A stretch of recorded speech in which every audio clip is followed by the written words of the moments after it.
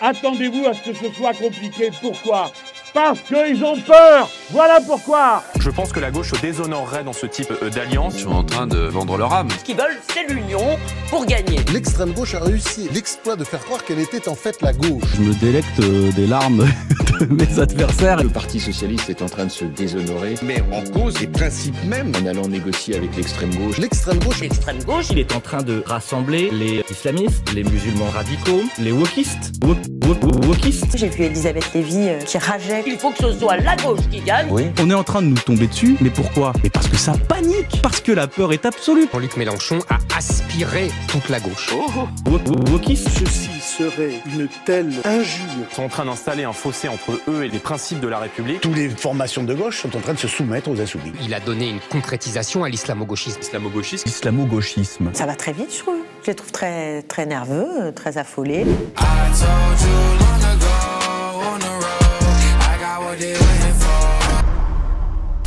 Non seulement vous devez sécher vos larmes, mais la loi de la vie, c'est que c'est la vie qui est la plus forte. Et dans la vie, c'est le combat qui est le plus fort. Si bien que je suis venu ce soir vous dire une chose. Je demande aux Français de m'élire Premier ministre. Je leur demande, pour m'élire Premier ministre, d'élire une majorité de députés insoumis. Et j'appelle tous ceux qui veulent rejoindre l'Union populaire, c'est-à-dire l'essentiel de son programme, à se joindre à nous pour cette belle bataille. Il y a donc un troisième tour. Et tout sera sacrifié de ma part. Toutes les satisfactions que je pouvais attendre de la tranquillité de cette sortie d'élection sera sacrifiée à cet objectif. C'est-à-dire, soyez 11 millions, soyez 12 millions, soyez 13 millions. Rassemblez-vous avec l'Union populaire. Donc vous les trahissez pas, Jean-Luc Mélenchon est Premier ministre, super. Mais comment est-ce que vous appliquez... super, franchement on peut s'arrêter un moment là-dessus. Non mais comment est-ce que vous appliquez votre programme sur les questions économiques et sociales? J'ai commencé tout à l'heure. Je vais pas faire mon Mélenchon, regardez, je vais faire plaisir pour Jean Massier. Je vais dire, regardez, Macron-Le Pen, c'est pas la même nature. Macron-Le Pen, c'est pas la même nature. Vous voyez, je peux la répéter plusieurs fois. Donc, non, je leur dis, si vous nous faites la leçon sur le thème, il faut tout faire démocratiquement pour empêcher l'extrême droite. S'il faut tout faire, vous-même, vous auriez pu faire quelque chose dès le premier tour. Peut-être que ces gens-là ont voté Emmanuel Macron. Ouais, peut-être, ils ont eu tort. Il est quand même un peu de gauche, Emmanuel Macron. Vous allez tenter avec le reste de la gauche, et ça c'est quand même la grande surprise, de vous entendre. Vous aviez eu 5 ans pour vous préparer et le faire, vous ne l'avez pas fait. Alors là maintenant, en 15 jours, vous allez y arriver pour les législatives. Il faut que vous m'expliquiez comment. Ça me paraît simple, non? Il fallait trancher. C'est le vote qui a tranché. On a passé 5 ans à hésiter, à se parler, à se confronter et à jamais être d'accord sur rien. Mais vous aviez un gros vote, pardon, vous aviez fait un très bon score aussi il y a 5 ans. Oui, mais ça ne convainquait personne, parce que quand j'ai proposé qu'on fasse, à l'époque j'avais appelé ça Fédération populaire, je ne sais plus quoi trouver pour appeler ça, d'une manière ou d'une autre, ils n'en ont pas voulu. Au régional, ça avait été encore pire, je m'étais fait virer de la liste des régionales de ma propre région. Non, il y avait une tension extraordinaire. Il y avait l'idée que j'étais un accident de l'histoire, une sorte de chose. Et je crois que beaucoup de forces politiques tiennent pas compte de l'état dans lequel est le pays. Et donc, ils ont du mal à prendre des repères et à comprendre pourquoi quelqu'un comme moi peut être entendu. Est-ce que vous avez vu un petit peu Twitter ces derniers jours? Parce que là, je vois dans le chat marqué Ichigo. Vous connaissez Ichigo? Ouais, alors on m'a montré ça, c'est un manga, ça, c'est One Piece, c'est ça? Alors je crois qu'Ichigo c'est Bleach. J'ai cru comprendre qu'il fallait que je m'y mette d'urgence. Certains se sont pris de passion pour votre figure après. Alors je sais pas s'il y a un truc du puncher peut-être. Si, un petit peu, parce que c'est un peu votre image sur les plateaux. Oui. C'est voilà, je suis sérieux et je punch et je lâche rien et je punch. Le côté shonen, vous voyez shonen? Voilà.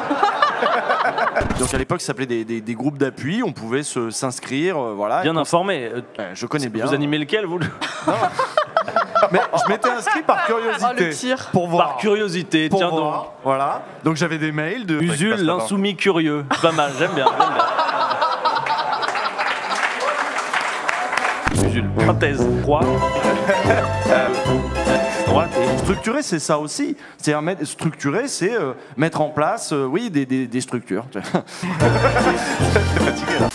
Nous avons mené une lutte pendant 22 mois contre le grand groupe Accor. Nous avons mené cette lutte parce que, vous savez, la sous-traitance, c'est la maltraitance. La sous-traitance, c'est le rabaissement. La sous-traitance, c'est l'humiliation. La sous-traitance, il y a du viol. C'est ce que nous, les femmes de chambre et gouvernantes, avons subi. Nous avons mené cette lutte jusqu'à la victoire. Et pourquoi pas aller à l'Assemblée nationale pour décider des lois concrètes. C'est nous les essentiels. C'est nous qui faisons la France. Tout peut s'arrêter. Si nous ne travaillons pas, il n'y a pas de France. Nous les essentiels, les agents de sécurité, les infirmiers, les aides-soignantes, sans nous, il n'y a pas de France. Sans nous, il n'y a pas de France. Oui, j'ai été en contact avec le président Macron pour essayer de tirer d'affaire quelqu'un qui est en très grand danger de mort dans un pays étranger. Et j'ai reçu de sa part les meilleures réponses et le travail a été fait. Cet homme peut être tiré d'affaire à tout moment. Pour le reste, il m'a appelé, je crois que c'est lui, l'autre jour, il m'a dit si vous voulez parler, etc. Non, je ne veux pas parler puisqu'il ne sait pas tenir sa langue. Donc il va faire croire à tout le monde que je suis en train de négocier avec lui, je sais pas quoi. Je négocie rien avec monsieur Macron. Oui, allô? Hein? Qui? Bonjour. Ah non, Mélenchon? Non, il n'est pas là. Écoutez.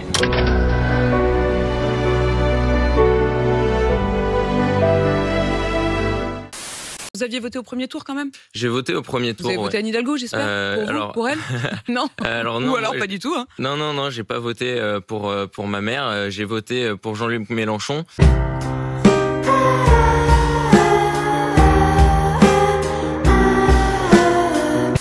Je ne négocie rien avec personne. C'est pas négocier, c'est parler. Le président de la République vous appelle? Eh ben, il a qu'à vous appeler vous avez l'air bien disposé à vouloir parler. Mais il a rien à faire à... Et si vous êtes un journaliste, vous êtes bien plus important que moi, vous voyez la télé sans arrêt. Vous appelez pourrait lui donner comme résultat que vous parleriez aimablement de lui. Soyons sérieux. Oui, mais je suis sérieux. C'est vous qui ne l'êtes pas. Ben si, soyons vous me sérieux. demandez de parler pour parler de quoi? Mais je ne sais pas, enfin je veux dire... vous avez refusé de parler au président de la République.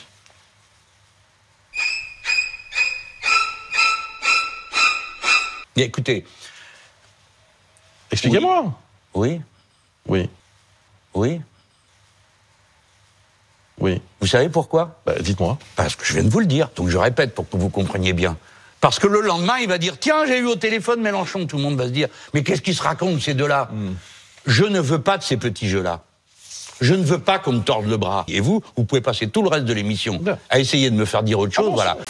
Mélanie Fortier, quelle politique là-dessus? C'est-à-dire, quelle est votre politique en matière de service public? Qu'est-ce que vous voulez au Rassemblement national? Quelle est votre position? Je rebondis sur ce qui vient d'être dit en face de vous. C'est pas une question piège. Mais en fait, j'ai pas tellement compris la question. Marine Le Pen, quel service public elle veut aujourd'hui en France? Je suis désolée. Est-ce qu'on pourra couper cette partie? J'ai vraiment pas compris cette question. Alors, on peut pas couper parce que c'est pas possible. Je vous propose de continuer parce qu'on va parler. On sait pas ce que vont donner ces législatives. Moi, je suis du côté de l'écologie des solutions, pas de l'écologie des illusions. Alors, la logique du colibri, c'est celle qui est portée par beaucoup d'écologistes, qui est de dire n'entrons pas dans des grands conflits clivants politiques, revenons aux petits gestes, c'est-à-dire que si on utilise un peu moins tous l'eau du robinet. Tous Français aujourd'hui, on a envie de faire ces gestes qui permettent de sauver la planète. Si on va un peu moins tous acheter des produits chimiques, et bien petit à petit, finalement, toutes ces interactions sociales cumulées, nous irons vers un monde meilleur, ce qui est en fait une vision libérale. Parfois, on n'a pas forcément les bons réflexes. On va fermer la lumière en pensant qu'on a fait des grosses économies d'énergie, et puis on va envoyer derrière un mail un peu rigolo à nos amis avec une pièce jointe, et on aura consommé beaucoup plus d'énergie. Donc c'est aussi ces petits gestes qu'il faut accompagner. C'est pas du tout mon point de vue. Moi, j'ai une vision résolument politique, avec une part d'affrontement conflictuel. C'est-à-dire, chaque lieu est un champ de force et on n'est pas forcément d'accord les uns avec les autres. Il faut assumer nos conflits et donc, il y a du conflit. Le colibri à gorge rubis. Vous, Premier ministre Jean-Luc Mélenchon, votre ministre de la Défense, il continue de livrer des armes lourdes à l'Ukraine ou il arrête? Réponse brève, je vous réponds pas. Vous avez demandé à M. Macron s'il envoie des armes lourdes? Il les envoie. Ils ont commencé à envoyer des canons. Des canons, César. Moi, si dans 6 semaines, je suis le Premier ministre, vous devrez me tenailler pour vous faire dire ce que je fais. Ah, vous direz pas? Non. Vous comprenez comme moi. Notre pays n'a dit à aucun moment qu'il envoyait des canons. Pourquoi? On a reconnu qu'on envoyait des canons. Parce qu'on veut mais c'est pas un jeu, bon sang. On est à deux doigts d'une guerre. Évidemment. Alors on va aller dans une émission de divertissement dire ouais, on envoie des canons, on envoie tout. Vous êtes devenus fous, quoi. Et de toute façon, sur ce domaine, non, mais attendez. sur ce domaine, il y aura forcément une entente entre un président par la force des choses. Et son Premier ministre. Mais par la force des choses. Encore je peux pas dire je m'en fous, tu fais ce que tu veux, je fais ce que je veux. Non. Je pars de l'idée que l'intérêt du pays nous commande à l'un et à l'autre de ne rien dire. Si on décide qu'on va dire, c'est parce que la situation a changé. Mais quand vous avez un bubus qui vous menace de la guerre nucléaire en face, vous réfléchissez quand même au niveau du risque que vous prenez. En tout cas, ce qui me fait très peur, c'est de voir des insoumis de plus en plus nombreux au sein de l'Assemblée nationale, parce que vous savez que, par exemple, quand on est président de la Commission des finances, on peut lever le secret fiscal. Et on sait que être président de la Commission des finances, on doit appartenir à l'opposition. Donc imaginez si un insoumis est président de la Commission des finances, les ravages que ça pourrait faire. L'utilisation des données à des fins politiciennes. Moi, je trouve qu'il doit y avoir un front républicain contre les insoumis et Jean-Luc Mélenchon qui malmène depuis des mois la République française. Marine Le Pen, quel service public elle veut aujourd'hui en France? Je suis désolée, est-ce qu'on pourra couper cette partie? J'ai vraiment pas compris cette question. Picard Nisser, comment résoudre cette équation de moins en moins d'argent pour les collectivités locales et une demande de plus en plus forte de services publics ou de services à la population au sens large? En économisant sur des... Sur quoi, justement?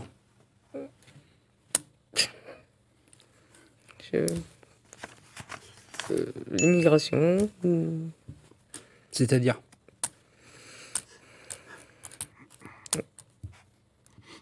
Florian Chausse? J'ai pas préparé, je suis désolée.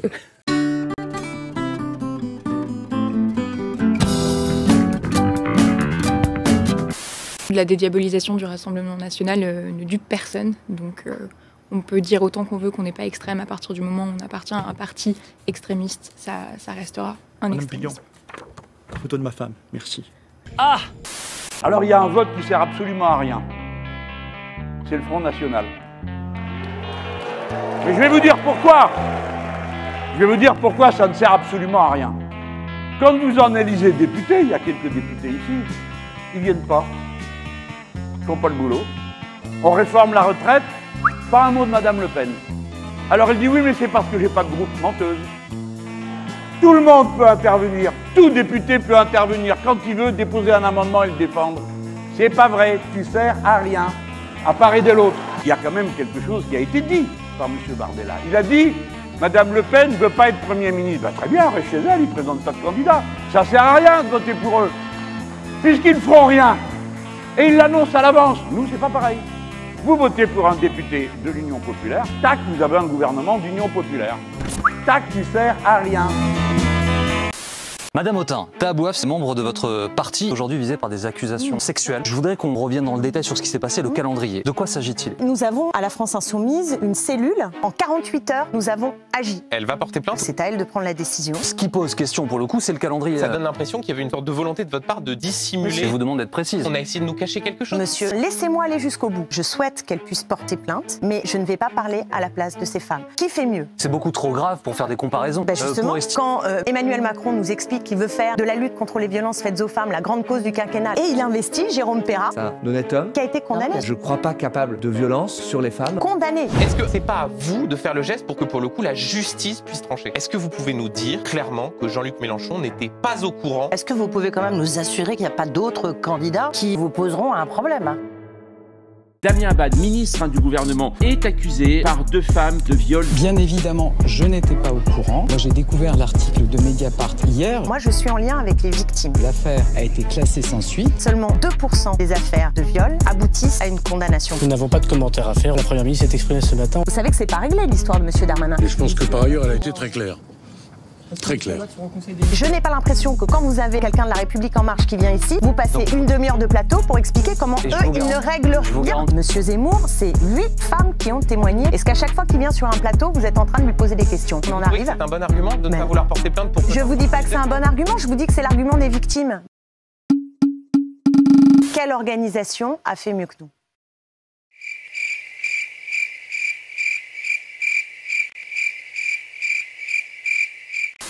Est-ce que vous ne faites pas tout simplement un procès d'intention à Elisabeth Borne? Pardon madame, mais c'est un procès qui est documenté alors. Parce que c'est bien madame Borne qui a par exemple aboli le statut des cheminots. C'est bien madame Borne qui a changé le régime d'allocation chômage. Et il y a plus d'1 million de personnes qui y perdent. C'est bien elle qui a déplacé l'inspecteur du travail Anthony Smith à plus de 200 km de l'endroit où il vivait, simplement parce qu'il avait exigé des masques dans une EHPAD. Donc madame Borne a un casier de maltraitance sociale extrêmement chargé.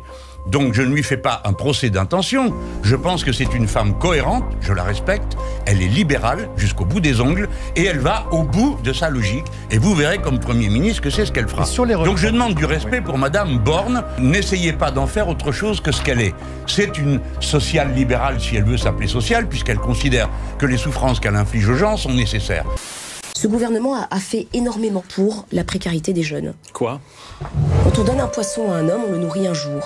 Et quand on lui donne une canne à pêche, on le nourrit pour le reste de sa vie. Et donc? Et donc un jeune, une solution, monsieur. Ça donne quoi? Ça donne le doublement du nombre d'apprentis en France. Voilà ce que ça donne. Vous savez combien rompent leur contrat en cours de route? Ça donne le doublement du nombre d'apprentis en France. Vous savez ce que ça permet l'apprentissage surtout? Moi je suis issu de l'apprentissage, donc c'est pas moi qui vais cracher dessus. Moi j'entends qu'il y a un petit peu de mépris de l'expérience d'apprenti, alors que les apprentis, c'est une... Je suis issu de l'apprentissage. Vous êtes issu de l'apprentissage, et donc voilà, votre expérience peut en témoigner. L'apprentissage, c'est une formidable rempart de lancement dans la vie des jeunes. Pas toujours, madame. Pour leur donner la véritable possibilité de se lancer dans la vie professionnelle. Dans ma promotion, par exemple, on était une minorité à être embauchée après. Il y a beaucoup de contrats qui se rompent en cours de route. C'est certainement par contre, pour ça permet à madame Borne de venir sur les plateaux télé dire que le chômage baisse parce qu'il subventionne à mort les emplois avec l'apprentissage. Et vous savez, celle qui vous a posé la question, c'est pas moi hein, tout à l'heure, c'est qu'est-ce que vous faites pour les jeunes qui souffrent? Vous lui avez répondu, je sais pas trop quoi, là, la canne à pêche, là. Expliquez concrètement ce que vous faites pour eux. Des jeunes confins, madame. C'est pas l'alliance de la gauche, c'est l'alliance de l'extrême gauche contre la France. C'est le mariage de la carpe et du lapin. Les gens doivent comprendre, c'est l'extrême gauche indigéniste. C'est l'extrême gauche qui prône le communautarisme. Il y a un truc qui m'étonne et qu'il faudra juste m'expliquer, c'est si on est vraiment un danger, etc. Mais pourquoi vous avez appelé les Insoumis à voter pour vous au second tour? Ça allait quand fallait racoler des voix, hein? Il y avait du monde, hein? Ah là, au balcon, il y avait tout le monde. Et là, tout d'un coup, qu'est-ce que vous rejetez? Une grande différence. Je vous ai laissé parler.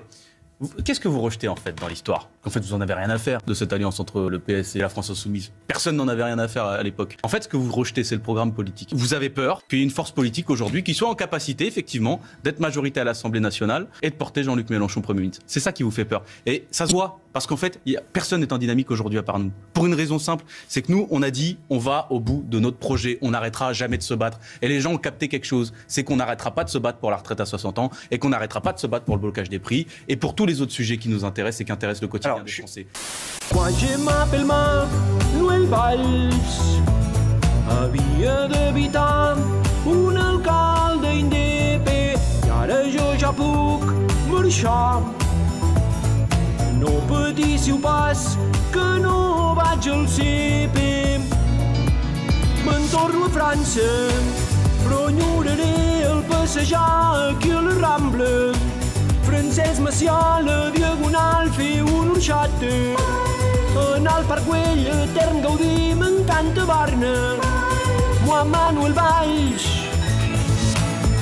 Le policier a tiré. Cette jeune femme est morte. De quoi était-elle coupable? De quoi l'accusait-on au point de l'abattre? Elle a 21 ans. Elle est l'épouse de qui? Elle a des enfants? Elle n'en a pas? On ne saura pas. La seule chose dont on parle, c'est Mélenchon a dit la police tue. Ben dans cette circonstance, comme les deux jeunes gens qui sont morts sur le Pont-Neuf, aucun ne méritait la mort, quels que soient les délits qu'ils aient commis, parce que nous sommes dans un pays où la peine de mort n'existe pas. Et quand les policiers ont comme seule réponse, après le coup du Pont-Neuf, de faire une manif où ils dénoncent qui? La justice, en disant, dans ce pays, le problème de la police, c'est la justice. Ça, c'est un comportement factieux. Et il n'est pas acceptable non plus que la réponse, ça soit de dire qu'ils demandent la présomption de légitime défense. Autrement dit, chaque fois qu'ils tireront, on considérera qu'il n'y a pas d'enquête, il n'y a pas besoin de poser de questions, ils étaient dans leur bon droit. Marine Le Pen, quel service public elle veut aujourd'hui en France? Je suis désolée, est-ce qu'on pourra couper cette partie? J'ai vraiment pas compris. Désolée. Comment résoudre cette équation d'une demande de plus en plus forte de services publics? L'immigration. C'est-à-dire? J'ai pas préparé, je suis désolée. J'ai beaucoup suivi le parcours de Kylian Mbappé, je trouve que c'est un modèle d'assimilation pour la jeunesse issue de l'immigration. Il est né en France, hein, Kylian. Photo de ma femme. Quelle est la meilleure solution par rapport à ça? Parce que là, vous faites le constat, mais comment est-ce qu'on fait pour avoir suffisamment d'enfants dans les écoles et puis suffisamment d'enseignants encadrants? Il faudrait... Bon, bah écoutez, on va passer à Stéphane Viry. Evelyne Henry sur la défense du service public et on conclura cette partie avec Valérie Bazin-Malgras. C'est une question piège pour moi, c'est un sujet que je ne maîtrise pas du tout. Je vais laisser ma place à Madame Bazin. Il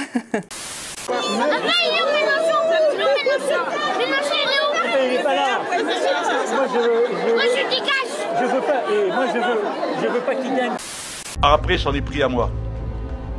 Moi, à sa place, j'éviterai. Vous savez, l'autre jour, j'ai été inspiré, je termine un discours, et je dis, écoutez, je vous promets pas que je vais vous faire le paradis si vous me le disez. Mais il y a une chose qui est sûre, c'est que je vais faire arrêter l'enfer. Alors l'autre, il passe derrière, comme on lui a dit que c'était une bonne formule et qu'il est jaloux, parce que lui, il n'en trouve pas, il en trouve une autre. Il dit, il y a une jolie formule de Sylvain Tesson, qui dit que la France est peuplée de gens qui vivent au paradis, mais qui croient être en enfer. Eh bien, s'il veut une jolie formule, je lui en propose une autre pour qu'il la médite. C'est la phrase de Victor Hugo qui dit « C'est de l'enfer des pauvres qu'on fait le paradis des riches ». Vous avez fait le paradis des riches avec l'enfer que vous avez infligé aux pauvres. Et nous autres de l'Union populaire, on prendra tout ce dont on a besoin pour soulager cette misère et même mieux pour l'éradiquer comme le proposait Victor Hugo. Jean-Michel Blanquer, l'ancien ministre de l'Éducation, dit « Jean-Luc Mélenchon est sorti de l'arc républicain ». Ça vous interpelle, ça ne passe pas? Je trouve tout ça excessif. Venant de M. Blanquer, c'est naturellement ridicule. Pour l'instant, c'est lui qui est sorti de l'arc électoral puisqu'il est éliminé dès le premier tour.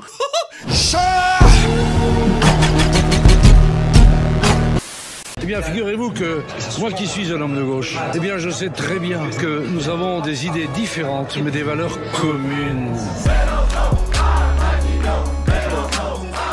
Attention aux faux semblants et appelons un chat. Monsieur Mélenchon n'est plus républicain depuis très longtemps. Ça ouvre un boulevard à ceux qui, en se repeignant de vert et rose, sont des anarchistes d'extrême gauche. J'appelle notre peuple à déferler dimanche prochain. On entend votre colère. On doit voter, c'est pas du tout une colère. Enfin, pas du tout. Ça n'a rien d'une colère. Je ne suis pas du tout en colère. Je pense qu'ils ont le seum, parce qu'on est devant. Et juste, ils s'y attendaient pas il y a quelques semaines. Et qui ont, pour quelques circonscriptions, laissé de côté leurs valeurs républicaines, laissé de côté leurs convictions. Je vais vous dire, on a toujours été très clair. Non, je vais être extrêmement clair ce soir. Il faut clairement dire que le second tour, c'est un choix de valeurs entre deux projets qui sont diamétralement opposés. Des valeurs communes. Diamétralement opposées. Des valeurs communes. Ni abstention, ni confusion, mais clarification. Il ne faut pas donner une seule voix à Madame Le Pen. Dimanche, aucune voix ne doit manquer à la République. La République, c'est moi, et moi seul. Sur notre opposition aux extrêmes et notamment au Rassemblement national. Mais après, dans tous les cas, ce sont des candidats extrêmes contestataires. Et donc je crois qu'on regardera quand même plutôt au cas par cas. Pas une voix ne doit aller au Rassemblement national. Et partout, nous appelons à faire battre les candidats de l'extrême droite. C'est notre ADN, on s'est construit là-dessus. Face aux extrêmes, nous ne céderons rien, ni d'un côté, ni de l'autre. C'est pas du tout ce que vous disiez à l'entre-deux tours de l'élection présidentielle. Moi, j'ai jamais mis les deux sur le même plan. D'accord, donc après, parce que c'est un peu ce qu'on avait entendu, cru entendre à l'instant quand vous avez dit que les deux, c'était l'extrême. À chaque fois qu'on voit quelqu'un débarquer, c'est une position un peu différente. Franchement, ça sent beaucoup la panique. La majorité en place, au lieu d'injurier l'Union de la gauche, devrait mettre des propositions sur la table. Et avec l'Union de la gauche, on sait que si elle est majoritaire, demain, il y aura une baisse de la TVA sur l'essence, il y aura le SMIC qui sera augmenté, il y aura l'hôpital public qui sera renfloué. C'est clair. Et en face, vous n'avez que des insultes. Et c'est ça qui fâche l'électorat. L'électorat va se mobiliser et j'espère que les jeunes vont se mobiliser. Sur l'histoire des insultes, je les déplore par principe dans le débat. Mais les insultes, elles viennent franchement des deux côtés. Non. Mais si, bien Regardez, sûr. Et d'ailleurs, la dernière semaine pour des législatives, ça se passe toujours comme ça. Les deux camps s'invectivent. Mais c'est faux. Il n'y a qu'un camp qui dit à l'autre qu'il n'est pas républicain. Comment est-ce que dans une république et dans une démocratie, c'est la première fois qu'on entend des insultes de cette nature à l'égard d'un parti ou d'une coalition de partis de gauche, socialistes, écologistes, en leur disant qu'ils ne sont pas républicains, qu'ils sont l'équivalent de l'extrême droite. Le fait qu'un président... et qu'il n'y ait pas d'appel à voter pour eux contre l'extrême droite. Madame. Comment allez-vous? Très bien, impeccable. On vous a écouté hier soir, vous étiez un peu en colère contre les jeunes. En colère? Il y a de quoi, non? Vous avez vu le nombre de ceux qui n'ont pas été votés? C'est pas sérieux, quoi. Moi, je m'épluche la vie pour supprimer Parcoursup. Il faut qu'ils viennent donner le coup de main. Moi, j'en ai marre. Si je reste avec les types de 70 ans comme mon âge, je suis minoritaire. Vous dites quoi à un jeune de 25 ans pour le convaincre qu'élire son député, c'est important? Mais bouge-toi, mon pote. Bouge-toi un peu. Fais quelque chose à part pleurnicher ou rester à la maison à rien faire. Et les filles, encore plus, quoi. Qu'est-ce que vous voulez? Le retour des réacs? C'est ça? Bon, alors, faites quelque chose. C'est nul de ne pas aller voter. Voilà. C'est nul. C'est abandonner le monde à ceux qui ont du fric. C'est bête. Allez, il faut faire quelque chose. Merci. Bon, allez, merci. Bon retour. Allez, yes. Vous avez convaincu et mobilisé mes 3 enfants. Ils ont entre 20 et 30 ans. Vous leur avez redonné espoir en l'avenir dans un monde qu'ils veulent meilleur, socialement plus égalitaire et plus vert. C'est si urgent. Monsieur Mélenchon, si demain vous avez la majorité parlementaire, je vous demande de ne pas les décevoir, tout simplement, d'appliquer concrètement votre politique. Cette jeunesse qui est formidable, mais qui est déprimée par l'avenir sombre, compte sur vous. Le monde neuf dont vous venez de parler, c'est pour eux, c'est pour les jeunes. J'en suis très fière et merci beaucoup pour eux. C'est très émouvant, je sais très bien quelle charge pèse sur mes épaules. Je vais vous dire d'autant que moi aussi j'ai eu mon tour de déception.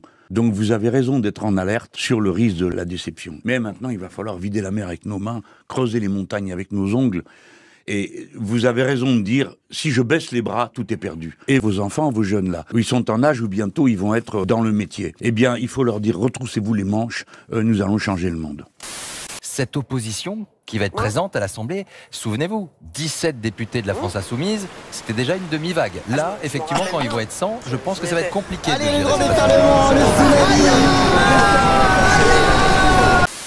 C'est une situation totalement inattendue, absolument inouïe. La déroute du parti présidentiel est totale et aucune majorité ne se présente. Nous avons réussi l'objectif politique que nous nous étions donné en moins d'1 mois de faire tomber celui qui, avec autant d'arrogance, avait tordu le bras de tout le pays pour être élu sans qu'on sache pourquoi faire. C'est l'échec moral de ces gens qui donnaient des leçons à tout le monde, sans arrêt, et qui se prétendaient le barrage à l'extrême droite et qui auront eu pour principal résultat d'en avoir renforcé les rangs, ce qui les disqualifie, me semble-t-il, dorénavant, à faire des leçons de morale pour qui que ce soit. Quel bon débarras d'avoir vu, après M. Blanquer éliminé dès le premier tour, voir éjecter les borgneurs Castaner et l'injurieuse Montchana.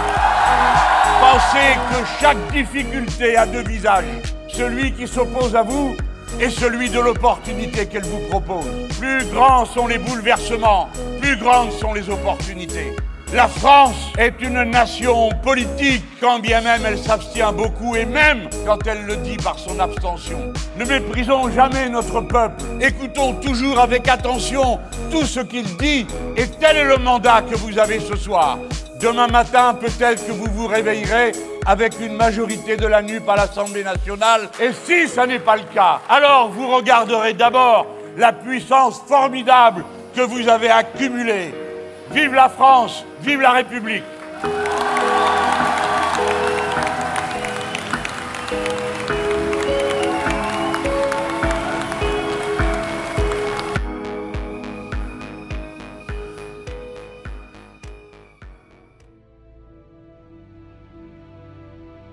Être insoumis, c'est ne pas accepter l'ordre des choses. Ça veut dire qu'on retire la domination qui est sur soi. Et c'est exactement la racine du mot émancipation.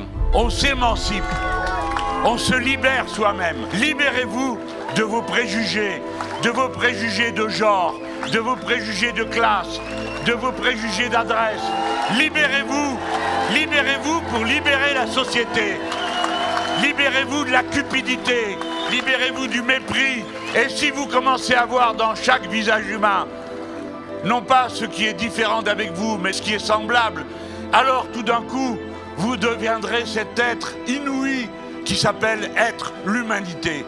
Et c'est à ça que ça sert, d'être un insoumis, une insoumise. Voilà, vous êtes beau comme un matin qui se lève, j'ai confiance. À plus les petits.